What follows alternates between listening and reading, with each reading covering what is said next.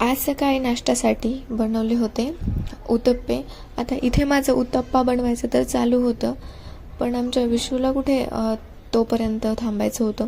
त्याच्या तर पोटात कावळे ओरडत होते आणि त्याचं असंच खाली उभं राहून चालू होतं, आई दे म्हणून. देऊ देऊ का देऊ. आता त्याचं हे खाणं चालूच होतं, तोपर्यंत माझ्या इकडं उत्तप्पेही बनवणं चालू होतं. त्याचं खायचं होस तर मी असे छान उत्तप्पे बनवून घेतले, ज्याचा नाश्ता विशूही करणार होता आणि मीही करणार होते. तर दोघांनी मिळून असं थोडेसे आधी डाळिंब खाल्लं आणि त्याच्यानंतर आम्ही ताव मारला उत्तप्प्यावर.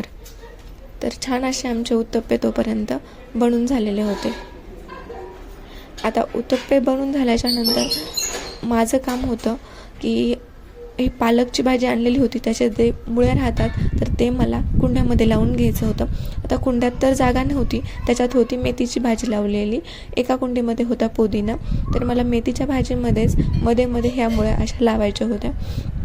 तर मी त्याच्यामध्येच अशी जागा केली थोडी थोडी आणि त्याच्यातच हे मुळे लावून दिले.